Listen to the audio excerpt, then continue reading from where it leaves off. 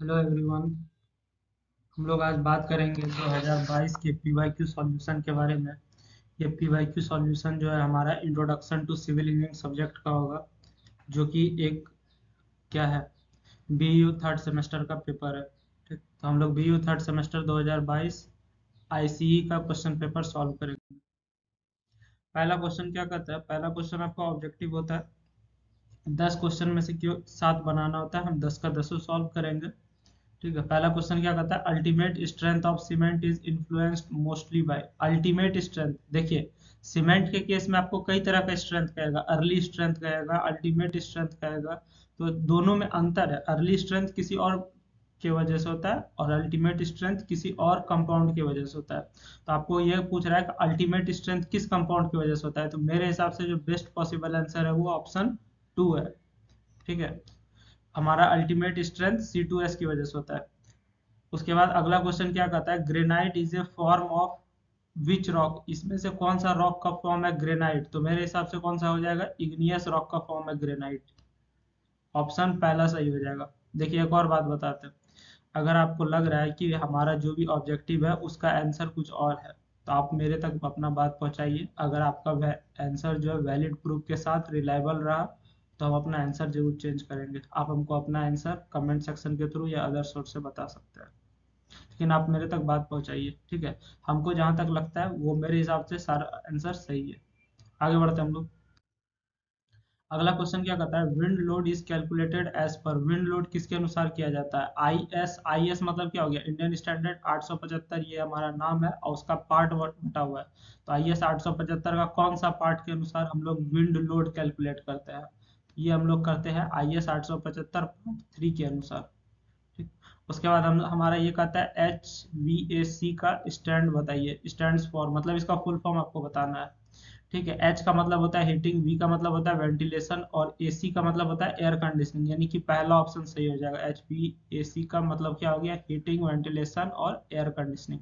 चार का ऑप्शन 1 हो जाएगा। आप हमारा जो है वीडियो का डिस्क्रिप्शन जरूर चेक कीजिए, आपका काम का वहाँ बहुत सारा चीज़ मिल जाएगा, जैसे व्हाट्सएप ग्रुप का लिंक, टेलीग्राम का लिंक, या फिर और भी कई सारा चीज़ मिल जाएगा। अगर कुछ अपडेट है या कुछ चेंजेस है तो वो भी मिल जाएगा, इसलिए आप जो है वीडियो का डिस्क्रिप्शन जरूर चेक कीजिएगा। आगे क्वेश्चन क्या कहता है, the main function of alumina in brick earth is.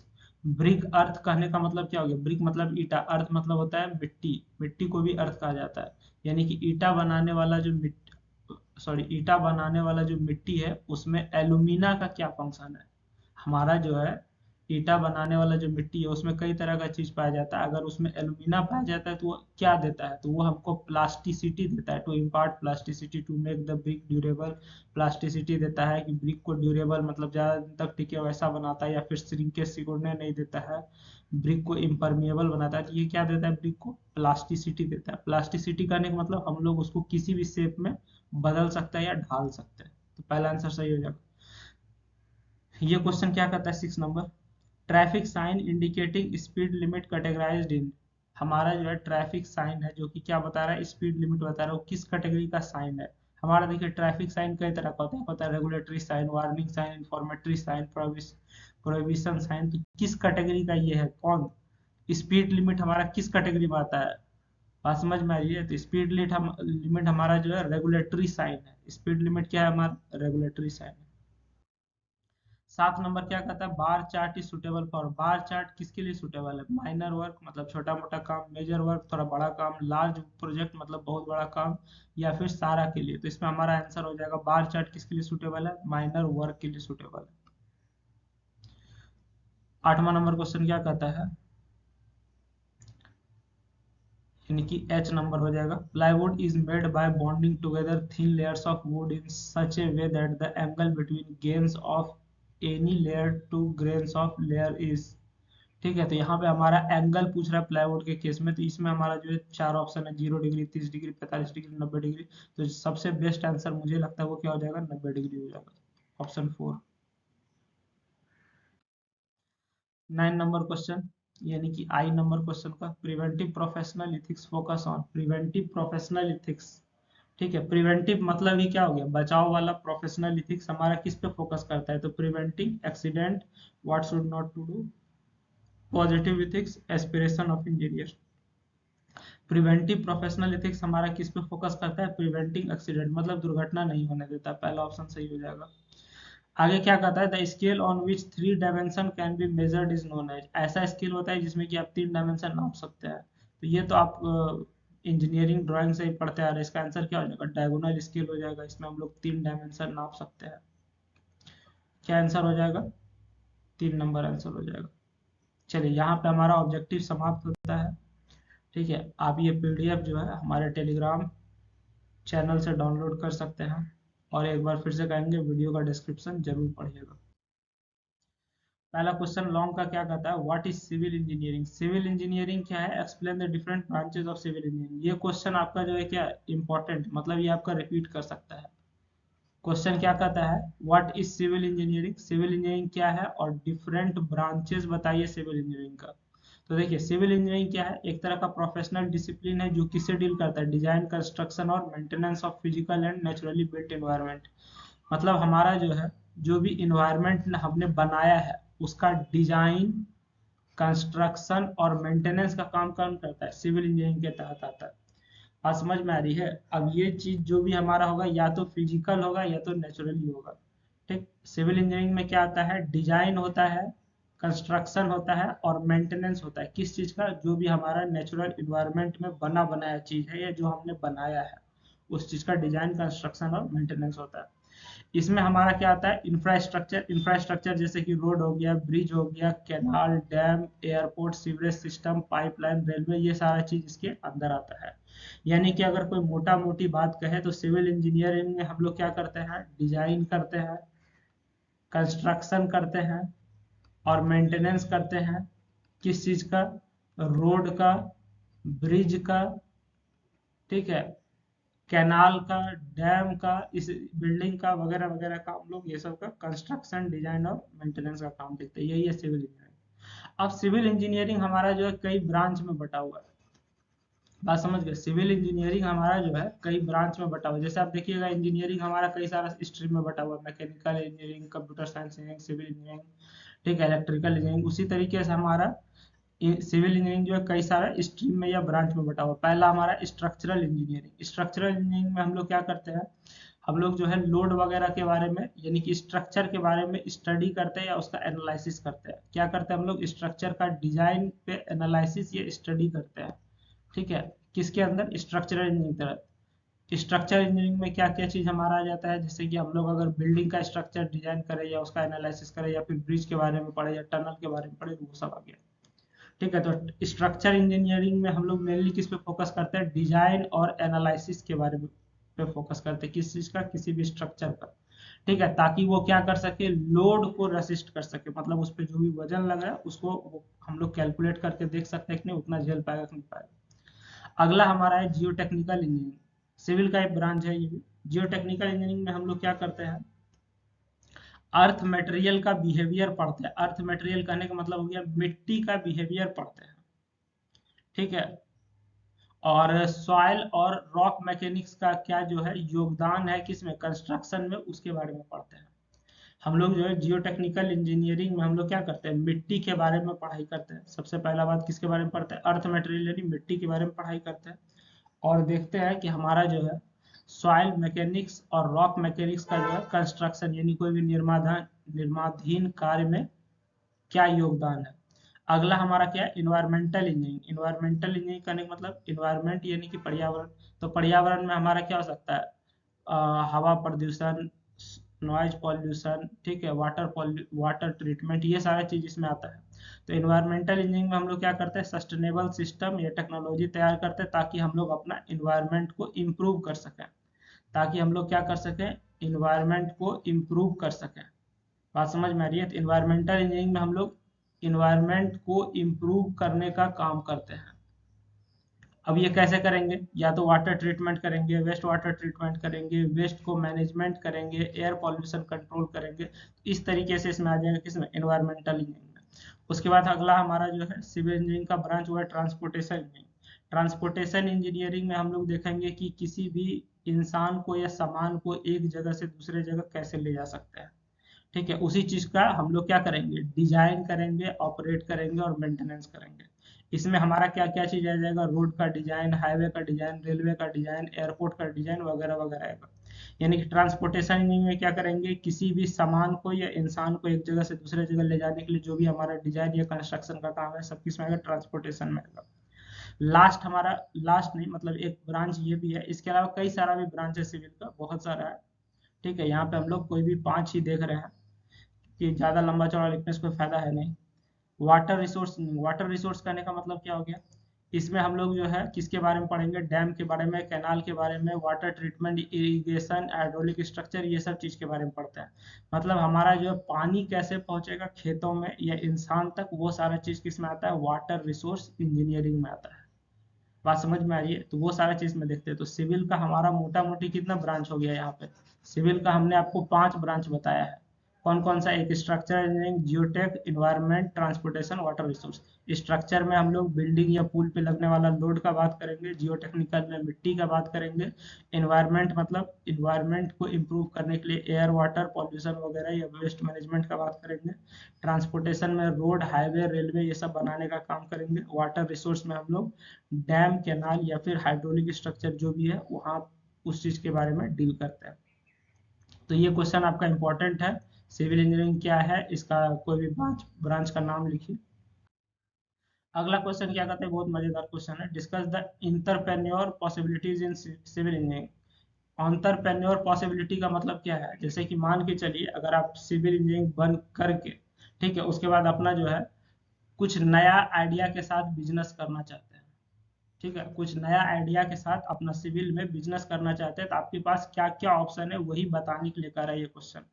Entrepreneur possibility करने का मतलब, अगर आप कुछ नया आइडिया के साथ बिजनेस करना चाहते हैं, वो आपका क्या है, एंटरप्रेन्योर पॉसिबिलिटी। तो सिविल में कुछ नया आइडिया के साथ बिजनेस करने का क्या क्या ऑप्शन है ये बताइए हमको। ठीक है, तो इसमें आप जो है कुछ खास तरह का काम कर सकते हैं। जैसे पहला, आप कंस्ट्रक्शन फर्म खोल सकते हैं।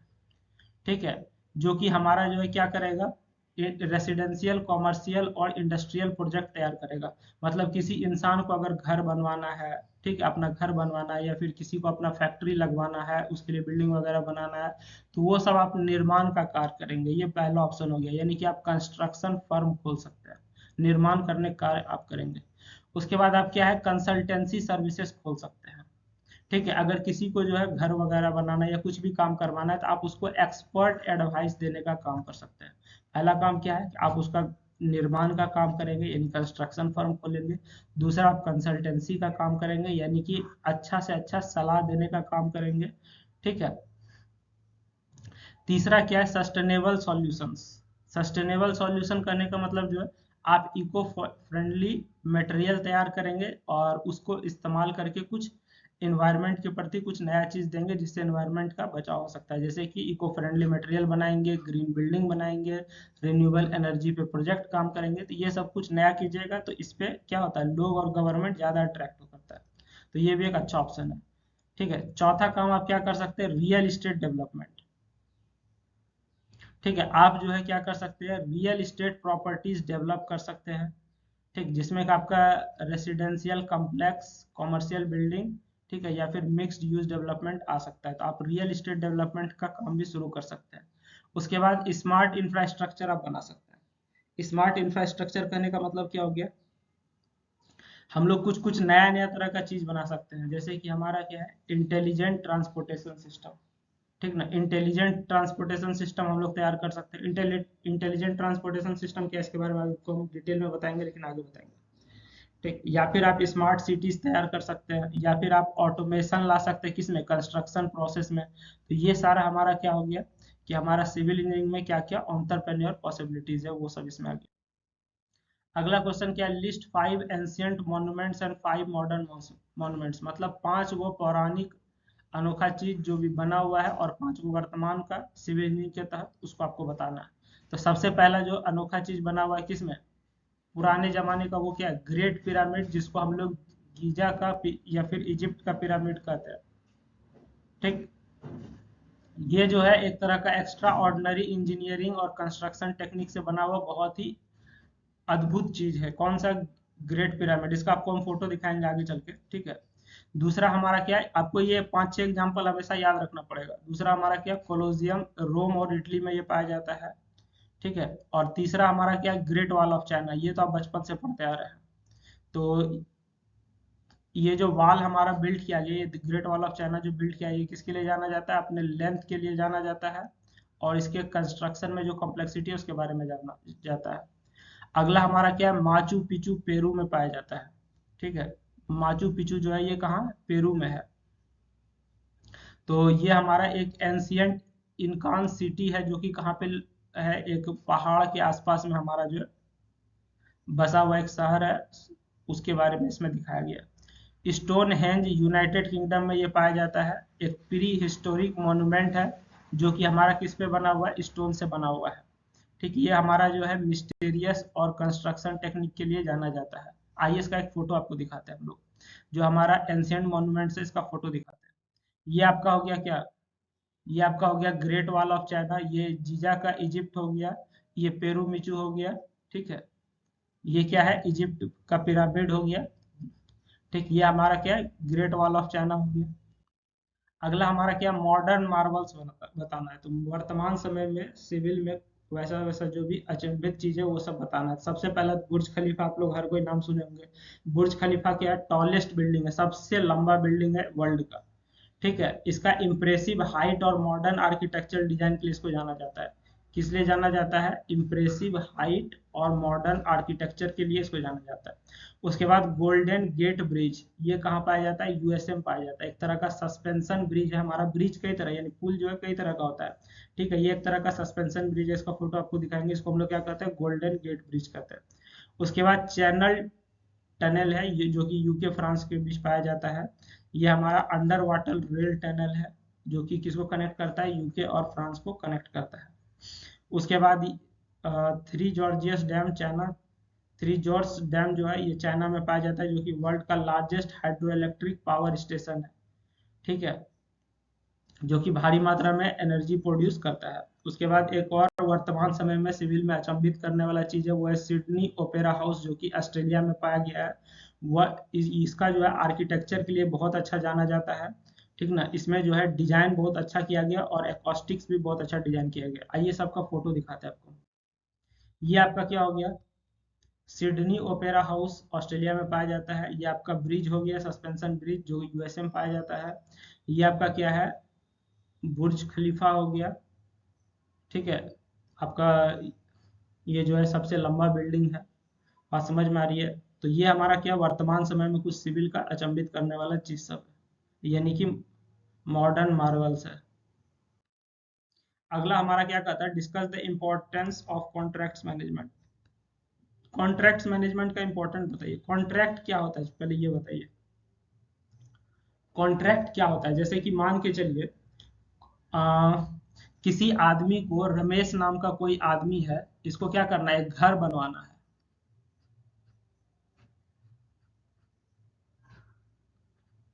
ठीक है। रमेश नाम का कोई आदमी है जिसको क्या करना है, घर बनवाना है। तो रमेश खुद से तो घर नहीं बनवाएगा, वो किसी न किसी को क्या देगा, कॉन्ट्रैक्ट देगा। बात समझ में आ रही है, कॉन्ट्रैक्ट मतलब उस चीज को बनाने का एक लिखित अपना टर्म एंड कंडीशन के साथ एक लिखित ठेका देगा, ठीक है। तो जैसे ही कॉन्ट्रैक्ट का बात करेगा उसमें मतलब एक तरह से लिखित टर्म और कंडीशन होता है। बात समझ गए, कॉन्ट्रैक्ट मतलब क्या हो गया, एक तरह का लिखित टर्म और कंडीशन जो कि फुलफिल किया जाता है, उसको हम लोग क्या कहते हैं, कॉन्ट्रैक्ट कहते हैं। टर्म एंड कंडीशन क्या होगा, जैसे रमेश को घर बनवाना है तो वो बोलेगा ना कि हमको 3 बेडरूम का फ्लैट चाहिए, उसमें खिड़की इतना होना चाहिए, दरवाजा ये होना चाहिए, 4 महल का भवन होना चाहिए। जो भी उसका कंडीशन है वो बताएगा, कॉन्ट्रैक्टर अपना बताएगा, जो मतलब उस चीज का ठेका ले रहा है वो बताएगा क्या, कि ठीक है हमको इतना पैसा इतना तारीख में चाहिए, आपको इतना दिन पे काम होके मिल जाएगा।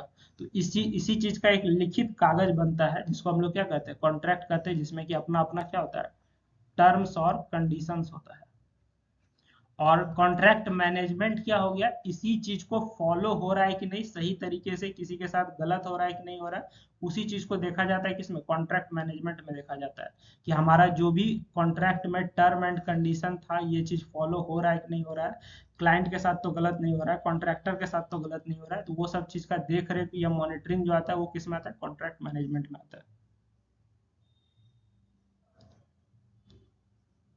ठीक है। तो कॉन्ट्रैक्ट मैनेजमेंट में हमारा क्या आता है कि हमारा जो भी पार्टी इन्वॉल्व है, पार्टी करने का मतलब क्लाइंट, इंजीनियर, कॉन्ट्रैक्टर, जो भी इसमें इन्वॉल्व है, ठीक है, उसको उसका जो है जो भी राइट है या ऑब्लिगेशन है, उसका जो भी अधिकार है या उसका जो कर्तव्य है, वो चीज सही से हो रहा है कि नहीं हो रहा है, बस वही चीज देखा जाता है किसमें, कॉन्ट्रैक्ट मैनेजमेंट में। फिर से सुनिएगा, कॉन्ट्रैक्ट मैनेजमेंट में क्या देखा जाता है, कॉन्ट्रैक्ट मैनेजमेंट में देखा जाता है कि जो भी पार्टी है, पार्टी में हमारा क्या आ जाएगा, क्लाइंट हो जाएगा, इंजीनियर, कॉन्ट्रैक्टर, सब कॉन्ट्रैक्टर, जो भी चीज इसमें इन्वॉल्व है, ठीक है, उसका जो भी राइट है, मतलब जो अधिकार है, और ऑब्लिगेशन मतलब जो उसका कर्तव्य या ड्यूटी है, वो चीज सही से हो रहा है कि नहीं हो रहा है, वही आता है किसमें, कॉन्ट्रैक्ट मैनेजमेंट में आता है। चलिए आगे बढ़ते हैं, इसमें हमारा क्या क्या चीज आता है। Mitigate risk, it helps to mitigate risk. ठीक है, अगर आप सही से कॉन्ट्रैक्ट को मैनेज कर रहे हैं, ठीक ना, तो ये हमारा क्या कर सकता है, रिस्क को कम कर सकता है। कैसे रिस्क को कम कर सकता है, इसमें क्लियर पता चल जाएगा किसका क्या रिस्पॉन्सिबिलिटी है, कब तक क्या काम करना है, नहीं करना है, वो सारा चीज इसमें पता चल जाएगा, यानी कि रिस्क का झंझट खत्म हो जाएगा अगर सही से कॉन्ट्रैक्ट मैनेजमेंट हुआ है तो। उसके बाद हमारा क्या, अवॉइड डिस्प्यूट्स, आपस में जो है किसी भी तरह का लड़ाई झगड़ा नहीं होगा। ठीक है, हमारा क्या होगा, आपस में किसी भी तरह का लड़ाई झगड़ा नहीं होगा, क्योंकि सारा काम समय से हो रहा है। कॉन्ट्रैक्टर को क्या चाहिए, टाइम पे पैसा चाहिए, वो मिल रहा है। हमारा जो भी जैसे बिल्डिंग बनाना था, तो बिल्डिंग हमारा जो भी 6 महीना 8 महीना साल भर जितना दिन में बनना था, वो अपने डेडलाइन यानी कि अंतिम तिथि के अनुसार बन ही रहा है। ठीक है, कस्टमर को जो चीज चाहिए, 3 बेडरूम का बढ़िया क्वालिटी मटेरियल के साथ बिल्डिंग चाहिए, तो वो बन ही रहा है। मतलब जिसको जो भी चाहिए वो चीज अगर मिल रहा है, तो आपस में कोई भी लड़ाई झगड़ा नहीं हो रहा होगा, यानी कि हमारा जो है कोई भी डिस्प्यूट नहीं होगा। उसके बाद क्या कर रहा है, इंश्योर कंप्लायंस, कंप्लायंस करने का मतलब होता है नियम कानून पालन करवाना। ठीक है, तो कॉन्ट्रैक्ट मैनेजमेंट अगर मॉनिटरिंग कर रहा है, देख रेख का काम कर रहा है, तो वो देखवे करेगा ना कि आप लोग जो है नियम कानून सारा फॉलो, ये पालन कर रहे हैं कि नहीं कर रहे हैं। उसके बाद फाइनेंशियल कंट्रोल, फाइनेंशियल कंट्रोल करने का मतलब हो गया कि हमारा सारा काम बजट के अनुसार हो रहा है कि नहीं, टाइम पे कॉन्ट्रैक्टर को, मजदूर को, मिस्त्री को पैसा मिल रहा है कि नहीं मिल रहा है, वो सारा चीज किस में आ जाएगा, फाइनेंशियल कंट्रोल में आ जाएगा। उसके बाद प्रोजेक्ट सक्सेस, प्रोजेक्ट सक्सेस मतलब हमारा प्रोजेक्ट जो है बजट के अंदर होना चाहिए, समय के अनुसार होना चाहिए, और बढ़िया क्वालिटी के साथ हमारा काम होना चाहिए। तो ये सब चीज का देखरेख किसके अंदर आता है, कॉन्ट्रैक्ट मैनेजमेंट में आता है। अगला क्वेश्चन क्या कहता है, right A note on the characteristic of good building stone. हम लोग जो बिल्डिंग में स्टोन इस्तेमाल करते हैं उसका क्या लिखना है, कैरेक्टरिस्टिक लिखना है, ताकि हमारा क्या हो, बिल्डिंग स्टोन अच्छा रहे। ठीक है, हमारा आंसर में हम लोग देखते हैं हम लोग बिल्डिंग स्टोन के लिए क्या क्या चीज देखेंगे, बिल्डिंग स्टोन के लिए क्या क्या चीज देखेंगे। सबसे पहला हम लोग ड्यूरेबिलिटी देखेंगे, मतलब हमारा जो भी सामान है वो लंबे समय तक, ठीक है, हमारा रिमेन स्ट्रांग ओवर टाइम, मतलब लंबे समय तक वो टिकना चाहिए। हमारा जो भी पत्थर हम लोग लगाएंगे वो क्या होगा, लंबे समय तक टिकना चाहिए। दूसरा हमारा क्या, स्ट्रेंथ होना चाहिए उसमें। ठीक है, उसमें हमारा क्या होना चाहिए सर, स्ट्रेंथ होना चाहिए। स्ट्रेंथ कहने का मतलब जो है मजबूती होना चाहिए, यानी कि हाई कंप्रेसिव स्ट्रेंथ होना चाहिए उस पर। अगर मान के चलो ये हमारा कोई क्या पत्थर है, इस पे हम लोग दोनों साइड से लोड लगा रहे हैं, तो ये ज्यादा से ज्यादा हमारा लोड ले सके, आसानी से ये टूटे नहीं। ठीक, उसके बाद हार्डनेस होना चाहिए, मतलब अगर हम लोग जो भी स्टोन ले रहे हैं, स्टोन को हम लोग क्या करेंगे, अगर उसको खरोचते हैं, मतलब किसी भी नुकीला चीज से उस पर खरचने का या अ, खोदने का काम करते हैं, तो उस पर आसानी से निशान नहीं आना चाहिए, यानी कि उतना हार्ड होना चाहिए। ठीक है, उसके बाद टफनेस होना चाहिए। ठीक है, टफनेस करने का मतलब उस पर अचानक से जो है अगर लोड पड़ेगा, इम्पैक्ट हो गया, या फिर उस पर वाइब्रेशन वगैरह काम होता है, तो उस चीज को वो रोक सकता है। पोरोसिटी और एब्जॉर्प्शन होना चाहिए। ठीक है, क्या पोरोसिटी में क्या होना चाहिए, पोरोसिटी हमारा लो होना चाहिए, मतलब उस पर पानी जो है बहुत ज्यादा पास नहीं होना चाहिए। ठीक है, तो वो चीज हमारा होना चाहिए, और बहुत ज्यादा does not absorb much water, और पानी भी बहुत ज्यादा अपने अंदर नहीं समाना चाहिए। ठीक है, अगर पानी उससे, उसके ऊपर पानी में रख दिए, सॉरी, उसके ऊपर से पानी डाल दिए, या उसको पानी में डुबा दिए, तो वो बहुत ज्यादा पानी अपने अंदर एब्जॉर्ब नहीं करना चाहिए। अपियरेंस कैसा दिखना चाहिए, good stone should have an appealing colour and texture, उसका कलर और टेक्सचर बहुत मस्त होना चाहिए, ताकि हमारा एस्थेटिक्स दे सके किसको, स्ट्रक्चर को। यानी कि जैसे मान के चलो तुम घर मकान बनाते हो, तो उसमें हम लोग स्टोन लगाते हैं या पत्थर का काम करते हैं, टाइल्स सॉरी मार्बल्स वगैरह लगाते हैं, तो हमारा क्या होता है, एक अच्छा सा हमको लुक देता है। एस्थेटिक करने का मतलब क्या हो गया, खूबसूरत सा लुक। ठीक, तो पत्थर हमारा क्या करे, एस्थेटिक का, सॉरी एस्थेटिक्स देने का काम करे। वर्केबिलिटी हमारा क्या है, कि वो हमारा इस पे काम करना हमारा क्या हो जाए, आसान हो जाए। अभी नहीं कि ऐसा पत्थर हम ले लिए हैं जिसको काटने में, उसको क्रेविंग करने में या उसको एक प्रॉपर शेप देने में हमको बन ही नहीं रहा है। तो पत्थर वैसा भी होना चाहिए। तो मोटा मोटी अगर बात किया जाए तो पत्थर में क्या गुण होना चाहिए? पत्थर ड्यूरेबल होना चाहिए, उसमें स्ट्रेंथ अच्छा होना चाहिए, हार्डनेस होना चाहिए, टफनेस होना चाहिए, पोरोसिटी और एब्जॉर्प्शन कम होना चाहिए, अपीयरेंस मतलब दिखने में अच्छा होना चाहिए, वर्केबिलिटी उस पर काम करना आसान होना चाहिए। ये सब एक अच्छे पत्थर में गुण होना चाहिए। अगला क्वेश्चन क्या कहता है? Describe the properties of good brick. Good brick कहने का मतलब, ब्रिक मतलब हो गया ईटा। देखिए आपके सामने यहाँ पर हमने ईटा का फोटो डाल रखा है। एक अच्छे ईटा का क्या खासियत है, उसका प्रॉपर्टी बताइए। तो सबसे पहले हमारा क्या होना चाहिए? Uniform size and shape. उसका जो है बढ़िया सा साइज होना चाहिए और एक बढ़िया सा शेप होना चाहिए। किसका? ईटा का। देखिए इसका एक प्रॉपर साइज है और शेप भी है। साउंडनेस, अगर हम लोग दो ईटा को आपस में टकराएंगे तो क्लियर रिंगिंग साउंड होना चाहिए। अगर हम लोग दो ईटा ले लिए, उसको आपस में टकराएंगे तो टन से आवाज करना चाहिए। हार्डनेस हमारा होना चाहिए। अगर उस पर हम लोग, हार्डनेस करने का मतलब क्या है कि अगर हम लोग उस पर स्क्रैच करते हैं, किससे? फिंगर नेल, यानी कि नाखून से अगर हम लोग उस पर खरोच करते हैं तो उस पर हमारा क्या होना चाहिए? निशान नहीं पड़ना चाहिए। स्ट्रेंथ हमारा होना चाहिए। बात समझ में आ रही है? स्ट्रेंथ हमारा क्या है कि उस पे अगर हम लोग कंप्रेसिव लोड लगाएंगे, मतलब उस पे लोड लगा के दाबने का काम करेंगे, तो उसका कंप्रेसिव स्ट्रेंथ जो है अच्छा खासा होना चाहिए। जनरली हमारा 10.5 न्यूटन पर mm² से ज्यादा होता है। वाटर एब्जॉर्प्शन, वाटर एब्जॉर्प्शन मतलब अगर उसको हम लोग 24 घंटा के लिए पानी में डुबाएंगे, ये रहा आपका 24 घंटा के लिए अगर हम लोग पानी में डुबाएंगे, तो उसका जो है 20% से ज्यादा वो पानी नहीं सोखना चाहिए। कहने का क्या मतलब आपको बताते हैं। एक सूखा हुआ आप क्या लीजिएगा? ईटा लीजिएगा, उसको क्या कीजिएगा? 24 घंटा पानी में डुबा दीजिएगा, ठीक है। लेकिन जब सूखा ईटा लीजिएगा तो उसका वजन ले लीजिएगा। मान के चलिए उसका वजन, आप सूखा ईटा का W1 लिए, 24 घंटा डुबाए, डुबा के निकालिएगा, स्वाभाविक है ईटा भीग जाएगा और उसका वजन बढ़ जाएगा। इसका मतलब क्या हुआ? ईटा ने हमारा वाटर को क्या किया? एब्जॉर्ब किया है, ठीक है। अब कितना पानी एब्जॉर्ब किया हुआ है, तो भीगा हुआ ईटा जो आप निकाले उसका आप वजन कर लीजिए, W2 हो गया। अब आपको क्या करना है? स्वाभाविक है आपको मालूम चल गया होगा कि हमारा W2 क्या है? ज्यादा है, क्योंकि इस बार पानी उसमें आ गया। तो आपको वाटर निकाल लेना है और उसको परसेंटेज निकाल लीजिए, ठीक है। वही हमारा क्या? Water absorption. तो ये 20% से ज्यादा नहीं होना चाहिए। इफ्लोरेसेंस कहने का मतलब क्या है? आप देखिएगा ना, ईटा पे हमारा जो है, ईटा है ये, इस पे हमारा व्हाइट कलर का धब्बा हो जाता है या चमकने लगता है। वो किसके वजह से होता है? सॉल्ट वगैरह की वजह से होता है, ठीक है। लो सॉल्ट का कंटेंट दिखाता है, तो वो चीज हमारा जो है नहीं होना चाहिए। Should not show white patches, तो वो हमारा सफेद वाला धब्बा नहीं होना चाहिए। फायर रेसिस्टेंस, ठीक है, इसमें जो है हाई टेम्परेचर को रसिस्ट कर सके वैसा इसमें खासियत होना चाहिए। किसमें? एक अच्छा ईटा में। तो एक अच्छा ईटा का ये 7 खासियत है। पहला क्या हो गया? यूनिफॉर्म साइज और शेप, ठीक है। उसका बनावट और उसका उसका जो भी लंबाई चौड़ाई मोटाई है वो एक समान होना चाहिए। दो ईटा को जब आप टकराइएगा तो मेटल के जैसा टन बोलना चाहिए। हार्डनेस करने का मतलब अगर उस पर नाखून से या किसी टूल से खरोचेगा तो निशान नहीं पड़ना चाहिए। उसमें कंप्रेसिव लोड लगने के बाद वो आसानी से टूटना नहीं चाहिए, यानी स्ट्रेंथ अच्छा होना चाहिए। 24 घंटा पानी में डुबा के निकालेंगे तो 20% से ज्यादा पानी नहीं सोखना चाहिए। इफ्लोरेसेंस करने का मतलब है उसको हम, उसमें हमारा जो है सफेद दाग धब्बा नहीं होना चाहिए। फायर रेसिस्टेंस मतलब आसानी से हाई टेम्परेचर पे वो कुछ उसमें चेंजेस देखने को नहीं मिले। अगला क्या कहता है? Explain briefly any 4 types of test conducted on bricks. ईटा पे किए जाने वाला कोई 4 टेस्ट के बारे में बताइएगा जो कि हम लोग कहाँ करते हैं? लेबोरेटरी, यानी लैब में करते हैं। तो ईटा पे हम लोग लैब में सबसे पहला टेस्ट जो करते हैं वो क्या है? Compressive strength test.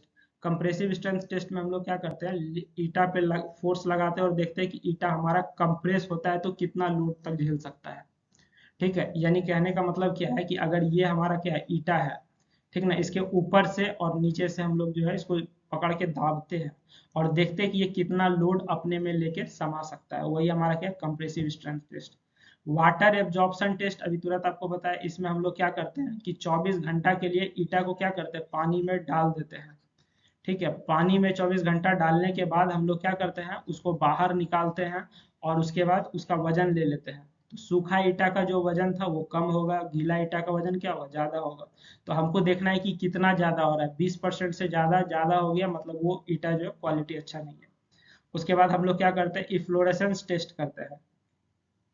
Efflorescence test क्या बताता है? हमारा ईटा में जो है सॉल्युबल सॉल्ट है कि नहीं है, वो चीज बताता है। कौन? इफ्लोरेसेंस टेस्ट बताता है, ठीक है। इसमें हम लोग क्या करते हैं? ईटा को पार्शियली डुबाते हैं, किसमें? पानी में, और उसके बाद सूखने देते हैं। अगर सूखने के बाद हमारा व्हाइट पैचेस देखने को मिला है ठीक है, तो इससे क्या पता चलेगा कि इसमें हमारा क्या है, सॉल्युबल सॉल्ट प्रेजेंस है, यानी कि ये इस इफ्लुएंस शो कर रहा है। उसके बाद हमारा क्या आता है, हार्डनेस टेस्ट आता है। हार्डनेस टेस्ट में हम लोग क्या करते हैं, ब्रिक को स्क्रैच करते हैं। ठीक है, किससे स्क्रैच करते हैं, फिंगर नेल से स्क्रैच करते हैं, या फिर स्टील का एक औजार आता है उससे हम लोग स्क्रैच करते हैं। और स्क्रैच करने के बाद अगर उस पर कोई भी निशान नहीं बचता है तो वो हार्डनेस टेस्ट को क्या करता है, पास कर लेता है। तो ये भी हमारा क्या है, एक तरह का लेबोरेटरी टेस्ट है। इसके अलावा अगर फील्ड टेस्ट कहेगा, तो फील्ड टेस्ट में हम लोग क्या करते हैं, उसका शेप और साइज देखते हैं, वो क्या हो गया फील्ड टेस्ट। उसको हमको लैब में लाके चेक नहीं करना है, वो देख के पता चल जाता है, फील्ड में भी आप देख सकते हैं। उसके बाद हम लोग क्या करेंगे, फील्ड टेस्ट के नाम पे साउंडनेस टेस्ट करेंगे। साउंडनेस मतलब दो ईटा को लेंगे, आपस में टकरा देंगे, अगर मेटल जैसा टन आवाज किया तो साउंडनेस टेस्ट क्या किया, पास कर गया। तो ये सब हमारा क्या हो जाएगा, फील्ड टेस्ट। लेबोरेटरी टेस्ट मतलब जो लैब में करेंगे। अगला क्वेश्चन बड़ा मजेदार है, list the use of plastic as building material. Building material में प्लास्टिक का क्या योगदान है वो आपको बताना है। ठीक है, तो प्लास्टिक हम लोग बिल्डिंग में कहाँ कहाँ इस्तेमाल करते हैं। सबसे पहला तो हम लोग कहाँ इस्तेमाल करते हैं, प्लम्बिंग में, ड्रेनेज में और सीवर में। प्लम्बिंग मतलब हो गया पानी उनी का जो पाइप जाएगा, ये रहा आपका प्लम्बिंग में। ठीक है, उसके बाद हमारा सीवेज यानी ये बाथरूम का पाइप वगैरह, या फिर और भी जो भी ड्रेनेज पाइप हो सब में इस्तेमाल करते हैं।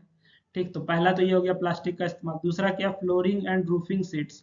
रूफिंग सीट मतलब अगर हम मान के चलिए, ये देखिए ये चदरा है, कभी कभी हम लोग छत पे प्लास्टिक का चदरा भी लगा देते हैं, शेड जैसा जो आप लगाते हैं। ठीक है, तो उसमें हम लोग पीवीसी टाइल्स या विनाइल फ्लोरिंग वगैरह का इस्तेमाल करते हैं, या प्लास्टिक सीट का इस्तेमाल करते हैं। फिर डोर्स और विंडो, ये रहा आपका प्लास्टिक का डोर, सॉरी प्लास्टिक का विंडो, और ये रहा आपका डोर। तो डोर और विंडो का भी हम लोग क्या करते हैं, उपयोग करते हैं। बात समझ गए, ये विंडो हो गया और ये क्या हो गया आपका डोर। तो प्लास्टिक का डोर और विंडो भी हम लोग लगाते हैं।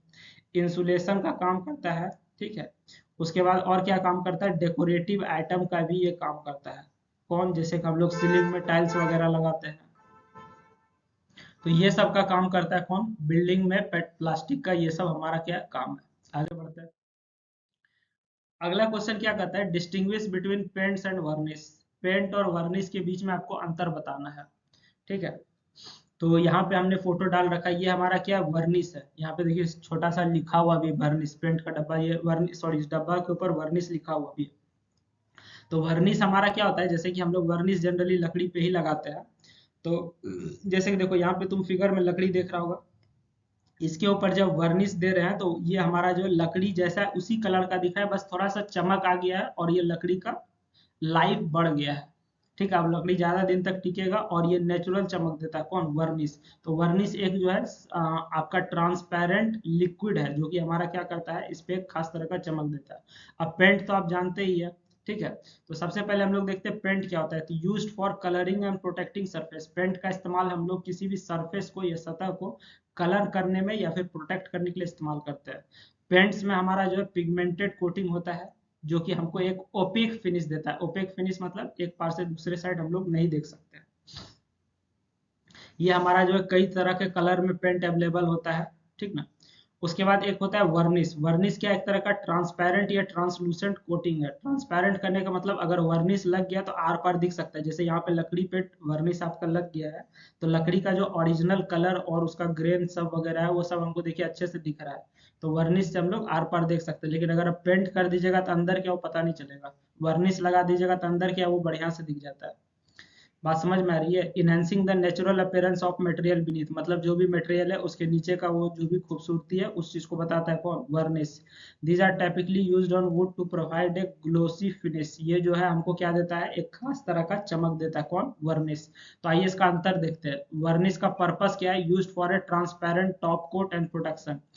वर्निश हमारा कहाँ इस्तेमाल किया जाता है, एक खास तरह के ट्रांसपेरेंट टॉप कोट और प्रोटेक्शन देने के लिए काम किया जाता है। मतलब लेयर के ऊपर एक खास तरह का लेयर चढ़ाया जाता है, किसी सरफेस के ऊपर एक खास तरह का लेयर दिया जाता है। पेंट भी हमारा दिया जाता है, लेकिन वो कलर और डेकोरेशन के लिए दिया जाता है। वर्निश हमारा क्लियर होता है, मतलब इससे आर पार दिख जाएगा।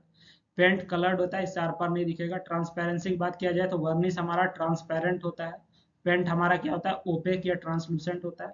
हमारा वर्निश कहाँ पे लगाया जाता है, जनरली लकड़ी पे लगाया जाता है। पेंट हमारा किसी भी सरफेस पे, लकड़ी का हो, लोहा का हो, दीवार हो, किसी भी सरफेस हो वहाँ पे आप पेंट लगा सकते हैं। What are the requirements of good flooring tiles. Tiles तो आप जानते ही है, आजकल ज़्यादातर लोग घर में लगाए करते हैं टाइल्स, किचन में, बाथरूम में, या फ्लोर पे टाइल्स लगाते हैं। यहाँ पे आप देख सकते हैं जमीन पे लगा हुआ टाइल्स है, ये हमारा टाइल्स का कुछ क्वालिटी या सैंपल रखा हुआ है।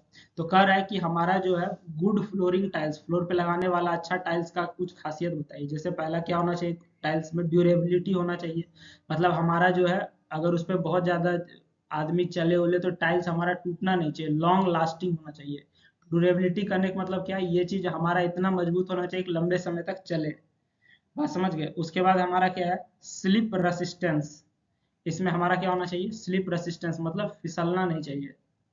ठीक है, इतना पर्याप्त मात्रा में फ्रिक्शन रहे कि उस पे हमारा कोई भी चीज फिसले नहीं। वाटर रेसिस्टेंस होना चाहिए।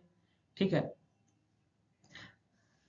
और ताकि हमारा क्या हो सके, उसमें कोई खास तरह का डैमेज नहीं हो सके जब हम लोग उसमें क्या कर रहे हैं, साफ कर रहे हैं। तो इजी क्लीनिंग, मतलब उसको टाइल्स ऐसा होना चाहिए जिसको कि साफ करना हमारे लिए क्या हो जाए, उसको साफ करना और मेंटेन करना हमारे लिए आसान हो जाए। एस्थेटिक अपील, मतलब देखने में अच्छा होना चाहिए, मस्त कलर होना चाहिए, उसका डिजाइन अच्छा होना चाहिए, अच्छा फिनिश वगैरह देना चाहिए। ठीक है, तो ये चार पांच खासियत देखेंगे। पहला कि हमारा टिकाऊ यानी ड्यूरेबल होना चाहिए, स्लिप रेसिस्टेंस, उस पर बहुत ज्यादा इंसान का पैर फिसले नहीं। ठीक है, यानी कि पर्याप्त फ्रिक्शन जनरेट करे। उसके बाद वाटर रेसिस्टेंस, पानी को वो रोक सके। ठीक है, उसको साफ करना आसान हो जाए। ठीक, उसके बाद देखने में अच्छा लगे। तो ये सब कुछ खासियत है। Briefly explain the principle of building planning, यानी कि घर को बनाते समय जो हम लोग प्लानिंग करते हैं तो क्या क्या चीज देखते हैं। बात समझ में आ रही है। तो जब बिल्डिंग का प्लानिंग करते हैं तो हम लोग सबसे पहले एस्पेक्ट देखते हैं। ठीक है, एस्पेक्ट में हम लोग क्या देखते हैं, रूम का पोजीशन देखते हैं कि कौन सा रूम कहाँ रखना ज्यादा सही रहेगा ताकि हमारा सही से लाइट और वेंटिलेशन मिल सके। ठीक है, एस्पेक्ट में हम लोग क्या देखते हैं, पोजीशनिंग ऑफ रूम्स देखते हैं, मतलब कोई भी रूम का पोजीशन कहाँ रखा जाए ताकि हमको लाइट और वेंटिलेशन अच्छा से आ सके। वेंटिलेशन करने का मतलब क्या हो गया, हवा वगैरह जो आना जाना है। ठीक है, उसके बाद हम क्या देखते हैं, ओरिएंटेशन देखते हैं। ठीक ना, कि सूर्य का रोशनी हमारा कैसे पड़ेगा ताकि हमारा जो है मैक्सिमम एनर्जी हमारे घर तक पहुंच सके। यानी कि दिन में हमको बल्ब जलाने की आवश्यकता ना पड़े। ठीक है, ठंडा में पर्याप्त धूप आ सके। बात समझ में आ रही है। और गर्मी के समय में ज्यादा हमारा जो है घर तबे नहीं। तो वो सब चीज किसमें देखते हैं, ओरिएंटेशन में। उसके बाद सर्कुलेशन देखते हैं। सर्कुलेशन कहने का मतलब जो है रूम में, एक रूम से दूसरे रूम हम लोग जो है आसानी से आ जा सकते हैं। ठीक है, कहीं पे भी आने जाने में हमको दिक्कत नहीं हो, वो सर्कुलेशन देखते हैं। बात समझ में आ रही है। सर्कुलेशन देखते समय क्या करता है, जैसे कि मान के चलो ये तुम्हारा कोई प्लॉट है, इधर रूम बना दिए, इधर रूम बना दिए, यहाँ पे आप हम लोग क्या किए, सीढ़ी बना दिए। तो ये जो बीच का सर्कुलेशन है, इस रूम में भी जाना आसान है, इस रूम में भी जाना आसान है, या सीढ़ी पे चढ़ना आसान है, इस रूम में भी आना। तो ये हमारा क्या है, सर्कुलेशन, मतलब एक जगह से कई जगह आपको आने जाने में दिक्कत ना हो, वो सर्कुलेशन आता है। उसके बाद हम लोग बिल्डिंग बनाते समय क्या करते हैं, प्राइवेसी का ध्यान रखते हैं। ठीक है, उसके अंदर जो भी इंसान है उसका प्राइवेसी मेंटेन हो सके। अब ऐसा नहीं कि खिड़की ऐसा बना दिए हैं कि हमको अंदर क्या हो रहा है नहीं हो रहा है सब चीज क्लियरली दिख जाए, वैसा नहीं होना चाहिए। बात समझ में आ रही है। तो वो सब चीज का हम लोग ध्यान रखेंगे। उसके बाद हम लोग क्या करते हैं, फ्लेक्सिबिलिटी का हम लोग बात करते हैं, ताकि हम लोग भविष्य में कोई भी मॉडिफिकेशन करना चाहे तो हम लोग कर सकते हैं। मतलब आपको घर ऐसे बनाना है या प्लानिंग ऐसे करना है कि अगर भविष्य में उसमें हम कुछ नया चीज जोड़ना चाहें या कोई बदलाव करना चाहें तो वो हम लोग बिना बहुत ज्यादा नुकसान किए हुए हम लोग वो काम आसानी से कर सकते हैं। उसके बाद हम लोग इकोनॉमी भी देखते हैं। हम लोग घर इस तरीके से बनाएंगे कि हमारा जो है पैसा और जगह सब बच जाए, यानी कि कम जगह में बढ़िया घर बन जाए और हमारा सस्ता में बढ़िया घर बन जाए। ठीक है, तो ये हम लोग क्या चीज हो गया, बिल्डिंग का प्लानिंग करते समय कुछ बात का ध्यान रखते हैं। अगला क्वेश्चन क्या कहता है, what is fundamental principles of surveying. ये क्वेश्चन आपका इंपॉर्टेंट है, यहाँ भी पूछा है, सर्वेइंग में भी आपसे पूछ सकता है। क्वेश्चन क्या कहता है, फंडामेंटल प्रिंसिपल बताइए किसका, सर्वेइंग का फंडामेंटल प्रिंसिपल बताइए। तो सर्वेइंग का दो प्रिंसिपल है। पहला क्या, working from whole to part. ठीक है, पहला क्या है, होल से पार्ट तक आप काम कीजिए। इससे हमारा क्या होता है, एरर मिनिमाइज होता है, मतलब कम से कम एरर देखने को मिलता है। दूसरा हमारा क्या है, location by measurement from two points. मतलब अगर आपका कोई पॉइंट क्या है, कोई पॉइंट सी है,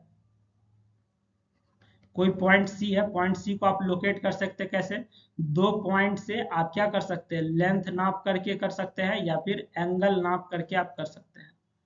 बात समझ में आ रही है।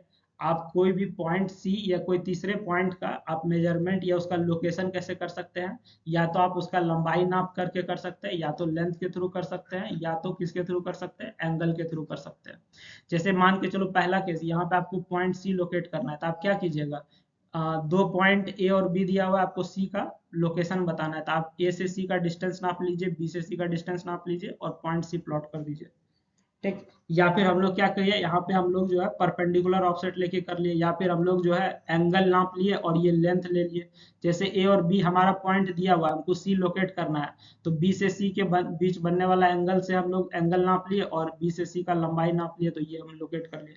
इसी तरीके से हम लोग क्या करेंगे, किसी भी पॉइंट का लोकेशन करेंगे कम से कम कोई भी दो रेफरेंस पॉइंट से। अब हम लोग नापते क्या है, या तो एंगल या तो डिस्टेंस। बात समझ में आ गया, ये क्या principle of surveying, principle of surveying दो है, एकदम याद रखिए, सर्वेइंग में भी सवाल पूछेगा। क्या कहता है, working from whole to part, दूसरा location by measurement from two points. आगे क्या कहता है, list any four software which are used in civil engineering, civil में इस्तेमाल होने वाला चार सॉफ्टवेयर का आपको चर्चा करना है डिटेल में और उसका महत्व बताना है। तो सबसे पहला सॉफ्टवेयर जो हम लोग इस्तेमाल करते हैं, ऑटो कैड इस्तेमाल करते हैं।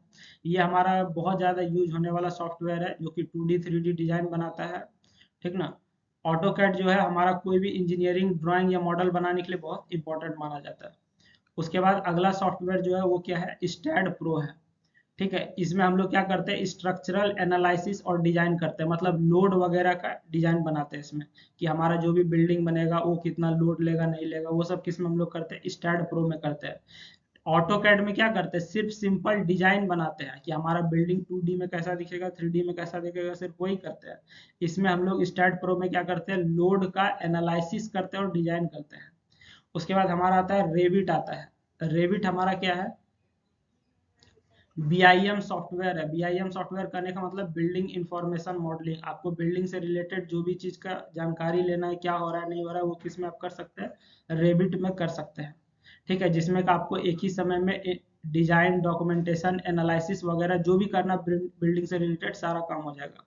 उसके बाद हमारा आता है सैप 2000। सैप 2000 भी एक तरह का स्ट्रक्चरल एनालिसिस का सॉफ्टवेयर है, जो कि हमारा किस में काम करता है, डिजाइनिंग में, एनालिसिस में वगैरह वगैरह में हमको काम करता है या मदद करता है। अगला क्या कहता है, briefly explain the different modes of transportation, transportation का अलग अलग जो भी मोड है, जो भी हमारा साधन है, उसको आप बताइए।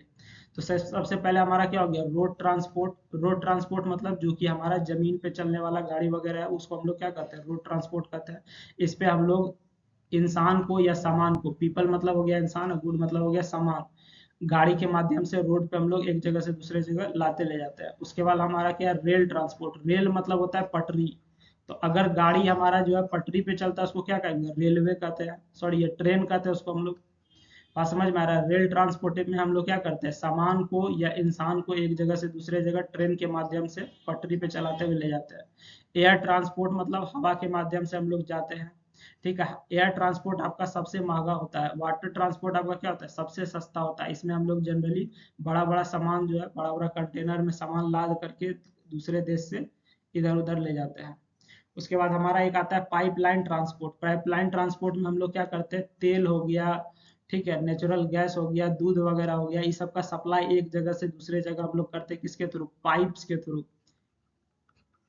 बात समझ में आ रहा है, पाइपलाइन ट्रांसपोर्ट में हम लोग क्या करते हैं, हम लोग जो है पाइप के थ्रू किस चीज का सप्लाई करते हैं, ऑयल का हो गया, नेचुरल गैस का हो गया, मिल्क वगैरह का हो गया, तो वो सब चीज इससे हम लोग पास करते हैं। जो भी लिक्विड वगैरह का चीज है ना, लिक्विड या फ्लूइड जो भी है, वो सब हम लोग पाइपलाइन ट्रांसपोर्ट से पास करते हैं, पाइप के थ्रू। अगला क्वेश्चन क्या है, एक्सप्लेन ब्रीफली पीपीपी इन transport sector, intelligent transportation sector.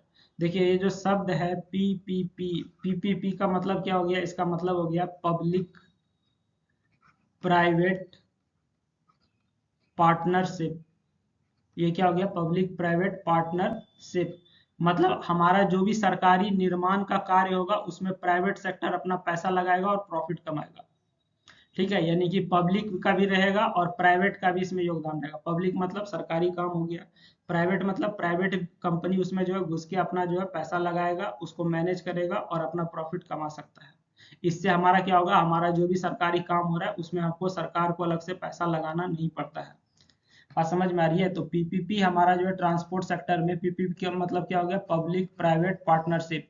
ठीक है, इसमें हमारा क्या होता है कि हमारा जो है गवर्नमेंट किसके साथ कोलैबोरेट करता है, प्राइवेट कंपनी के साथ कोलैबोरेट करता है, ताकि वहां से फाइनेंस, कंस्ट्रक्ट और ऑपरेशन में मदद मिल सके। ठीक है, फाइनेंस करने का मतलब प्राइवेट कंपनी आके पैसा लगा सके, उसका निर्माण कर सके और उसको ऑपरेट करने में क्या करे, मदद कर सके। बात समझ में आ रहा है? और इससे हमारा क्या होगा, जो भी प्रेजेंट में इंफ्रास्ट्रक्चर है, जैसे हाईवे वगैरह बन रहा है, ब्रिज बन रहा है, एयरपोर्ट बन रहा है, तो ये सब चीज अच्छा से बनेगा भी, ऑपरेट भी होगा और सरकार को फायदा भी होगा। कहने का मतलब क्या है इसमें, कि प्राइवेट कंपनी को जो है, जैसे मान के चलो ए से बी जगह तक हमको जाना है, यहाँ पे एक जो है रोड पास हुआ है, ए से बी के बीच में एक रोड पास हुआ है। ठीक है, इस रोड को पास कर दिया सरकार ने। अब कोई प्राइवेट कंपनी जो है, एक्स वाई जेड कंपनी जो है, वो क्या करेगा, इस रोड को अपने पैसा से बनाएगा। ठीक है, इसका सब कुछ निर्माण वगैरह करेगा, उसके बाद वो इस पे आके टैक्स वगैरह ले करके अपना काम करेगा। बात समझ में आ रही है? इससे आपका क्या हो गया, सरकार को रोड बनाना था, रोड भी बन गया, जो खर्चा था सरकार को देना भी नहीं पड़ा, प्राइवेट अपना काम करके चला गया। तो यही हमारा क्या क्या पीपीपी इन ट्रांसपोर्ट सेक्टर। अगला क्या है, intelligent transport system. Intelligent transport system में हम, जिसको हम लोग क्या कहते हैं, शॉर्ट में आईटीएस भी कहते हैं। ठीक, इसमें हमारा क्या होता है कि हमारा जो है ट्रैफिक मैनेजमेंट, सेफ्टी और एफिशिएंसी देखने को मिलता है, ट्रैफिक का सिग्नल कंट्रोल वगैरह भी होता है। जैसे कि मान के चलो हमारा जो है कोई शहर है जिसमें कई सारा रोड है।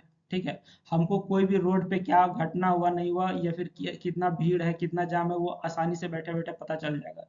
जैसे मान के चलो ये हमारा रोड ए है, ये रोड बी है। बात समझ में आ रही है? अगर हम रोड बी से जा रहे हैं, हमको रोड ए की तरफ जाना है, तो हम देख लेंगे आईटीएस की मदद से कि रोड ए पे कितना जाम है, कितना टाइम लगेगा कि नहीं लगेगा। या फिर अचानक से रोड ए पे कोई एक्सीडेंट हो गया, या फिर कुछ प्रॉब्लम हो गया, रोड जाम हो गया, तो वो सारा चीज हमको जो है एक बैठे बैठे जो है हमको डाटा मिल जाएगा। बात समझ में आ रही है? ये हमारा क्या है, इंटेलिजेंट ट्रांसपोर्ट सिस्टम है। अगला क्वेश्चन क्या कहता है, what are the sources of solid waste. Solid waste का क्या क्या सोर्स है, उसको आपको डिटेल में बताना। सॉलिड वेस्ट करने का मतलब जो है, सॉलिड मतलब क्या हो गया, ठोस, और वेस्ट मतलब क्या हो गया, कचरा। यानी कि ठोस कचरा हमारा कहाँ से आता है, सबसे पहले आता है डोमेस्टिक सोर्स से। डोमेस्टिक सोर्स मतलब हाउस होल्ड, यानी कि हमारा जो भी घर से जो कचरा निकलता है ठोस वाला, वो हमारा क्या है, सॉलिड वेस्ट है। इसमें हमारा क्या आता है, फूड स्क्रैप मतलब खाने पीने के बाद बिस्किट कुरकुरे सबका छिलका हो गया, प्लास्टिक जो भी है, पेपर वगैरह हो गया, प्लास्टिक्स हो गया, ग्लास हो गया, वो सब चीज से आपका क्या आता है, सॉलिड वेस्ट आता है। कहाँ से, ये हो गया डोमेस्टिक से। दूसरा हमारा सॉलिड वेस्ट कहाँ से आता है, इंडस्ट्री से आता है। इंडस्ट्री मतलब फैक्ट्री वगैरह से आता है। बात समझ में आ रहा है? फैक्ट्री वगैरह से आता है, मतलब उसमें उसका जो भी स्क्रैप करने का मतलब हो गया, रद्दी वगैरह हो गया, या जो भी केमिकल वो फेंक रहा है, वो सब हमारा क्या हो गया, इंडस्ट्रियल सॉलिड में आ गया। ठीक, लेकिन हमारा एक चीज ध्यान रखिएगा, सॉलिड वेस्ट का रहता है, इसमें कोई भी गीला चीज नहीं आएगा, जो भी ठोस है सिर्फ वही आएगा। उसके बाद कॉमर्शियल सोर्स से भी आता है। कॉमर्शियल सोर्स मतलब हमारा जो भी जहाँ पे बिजनेस वगैरह चल रहा है, तो वहाँ पे से जो भी पेपर का कचरा या अदर पैकेजिंग मटेरियल, जैसे कपड़ा या जूता सबका डब्बा वगैरह हो गया, या कार्टून वूटून हो गया, तो वो सब चीज़ हमारा क्या है, सॉलिड वेस्ट में आ जाएगा। एग्रीकल्चर सोर्स से भी हमारा जो है सॉलिड वेस्ट आता है, जैसे कि फसल उसल तैयार करने के बाद जो भी हमारा रेसिड्यू वगैरह बच गया, तो वो सब इसमें आता है। इंस्टीट्यूशनल सोर्स में हमारा क्या आता है, जैसे स्कूल, हॉस्पिटल, ये सब का जो भी कचरा है, वो सब किस में आ जाएगा, institutional source of solid waste हो जाएगा। कंस्ट्रक्शन और डिमोलिशन। कंस्ट्रक्शन डिमोलिशन करने का कहने का मतलब क्या हो गया, जब हम कोई भी बिल्डिंग या रोड वगैरह को हम लोग क्या करते हैं, तोड़ते हैं, तो उससे जो भी कचरा निकलता है उसको कंस्ट्रक्शन और डिमोलिशन वेस्ट कहते हैं। ठीक है, तो ये सब जगह से हमारा क्या निकल के आता है, सॉलिड वेस्ट निकल के आता है। बात समझ में आ रही है? ये सब जगह से क्या आता है, सॉलिड वेस्ट निकल के आता है। 9 नंबर क्वेश्चन क्या कहता है, right short notes on the following. आपको जो है निम्न पे शॉर्ट नोट्स लिखना है। सबसे पहला हमारा क्या है, टोटल स्टेशन। टोटल स्टेशन तो आप सर्वेइंग में एकदम डिटेल में पढ़िएगा, ये इंपॉर्टेंट क्वेश्चन भी है। टोटल स्टेशन हमारा क्या होता है, एक तरह का सर्वेइंग इंस्ट्रूमेंट है, जिसमें हमारा किस चीज, क्या क्या चीज से मिलके बना हुआ है, इलेक्ट्रॉनिक थियोडोलाइट और इलेक्ट्रॉनिक डिस्टेंस मेजरमेंट से मिलके बना हुआ है। ठीक है, टोटल स्टेशन एक तरह का सर्वेइंग इंस्ट्रूमेंट है, जो दो चीज से मिलकर बना हुआ है, एक इलेक्ट्रॉनिक थियोडोलाइट जिससे एंगल वगैरह नापने में मदद होता है, इलेक्ट्रॉनिक डिस्टेंस मीटर यानी ईडीएम, जिससे कि हम लोग लंबाई भी नाप सकते हैं। यानी कि टोटल स्टेशन से हम लोग लंबाई और एंगल दोनों नाप सकते हैं। It is use to measure angles, इससे हम लोग एंगल नाप सकते हैं, डिस्टेंस और सॉरी एंगल और डिस्टेंस दोनों एक साथ नाप सकते हैं, किससे, टोटल स्टेशन से। ठीक है, इसमें कंस्ट्रक्शन प्रोजेक्ट में और सर्वेइंग में ये बहुत ज़्यादा हेल्प करता है। उसके बाद हमारा क्या है, लीडार है। ठीक है, क्वेश्चन पेपर में देखिएगा ना, वो लीडार नहीं कुछ और लिखा, हमको लगा मिस प्रिंट हो गया होगा क्वेश्चन पेपर में। तो लीडार का फुल फॉर्म क्या होता है, लाइट डिटेक्शन एंड रेंजिंग। लीडार का फुल फॉर्म क्या होता है, लाइट डिटेक्शन एंड रेंजिंग।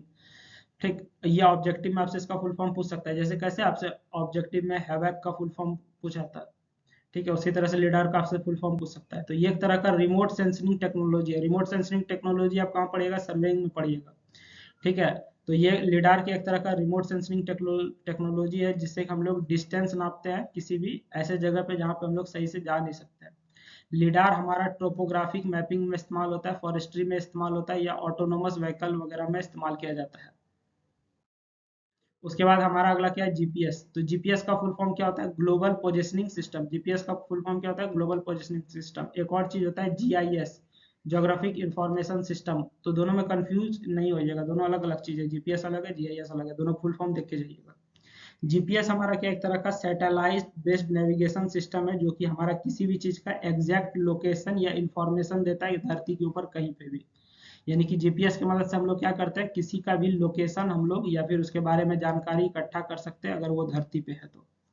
इसका हम लोग जीपीएस का इस्तेमाल कहाँ करते हैं, सर्वेइंग में इस्तेमाल करते हैं, मैपिंग में इस्तेमाल करते हैं, नेविगेशन किसी का लोकेशन निकालने में या फिर किसी को ट्रैक करने में। मूवी सब में देखिएगा पुलिस को ट्रैक करना होता है तो जीपीएस लोकेशन निकालता है। आगे हमारा क्या है, ईडीएम है। ईडीएम कहने का मतलब इलेक्ट्रॉनिक डिस्टेंस मेजरमेंट। ठीक है, ईडीएम का फुल फॉर्म क्या हो गया, इलेक्ट्रॉनिक डिस्टेंस मेजरमेंट। तो ये एक तरह का डिवाइस है जो कि क्या मेजर करता है, हमारा डिस्टेंस नापने का काम करता है किसी भी दो पॉइंट के बीच में इलेक्ट्रोमैग्नेटिक वेव की मदद से। ईडीएम हमारा क्या है, दो पॉइंट, जैसे मान के चलो ये पॉइंट ए है, पॉइंट बी के बीच का दूरी निकालेगा किसके मदद से, इलेक्ट्रोमैग्नेटिक वेव की मदद से। वो हमारा क्या है, ईडीएम हो गया। बात समझ गए। उसके बाद क्या है, EDM is used in surveying for accurate and quick distance measurement. EDM का इस्तेमाल हम लोग सर्वेइंग में करते हैं किसके लिए, एक्यूरेट और क्विक डिस्टेंस नापने के लिए करते हैं, मतलब सही से नाप जोख हो जाए और कम समय में नापी हो जाए, उसके लिए हम लोग किसका प्रयोग करते हैं, ईडीएम का। अगला हमारा क्या है, बीआईएम। ठीक है, बीआईएम हमारा क्या हो गया, बिल्डिंग इंफॉर्मेशन मॉडलिंग। बीआईएम का फुल फॉर्म क्या हो गया, बिल्डिंग इंफॉर्मेशन मॉडलिंग। ये एक तरह का डिजिटल रिप्रेजेंटेशन है किसी भी बिल्डिंग का फिजिकल और फंक्शनल गुण बताने का। ठीक है, बिल्डिंग का जो भी फिजिकल और फंक्शनल गुण है उसको बताने का क्या है, एक तरह का डिजिटल रिप्रेजेंटेशन है। उसको हम लोग कैसे दिखाएंगे, उसके बारे में क्या क्या चीज जानेंगे, वो सब हमारा बीआईएम में होता है। जैसे हम लोग कोई अगर बिल्डिंग बना रहे हैं, ठीक है, तो उसमें हम लोग देखेंगे ना कि बिल्डिंग में हमारा रूम का लंबाई क्या होगा, कौन सा छड़ लगेगा, कौन सा क्वालिटी मटेरियल लगेगा, वो सारा चीज में पता चल जाता है। इसका हम लोग बीआईएम का प्रयोग कहाँ करते हैं, बिल्डिंग का प्लानिंग करने में करते हैं, डिजाइनिंग करने में करते हैं, कंस्ट्रक्शन वगैरह काम में करते हैं।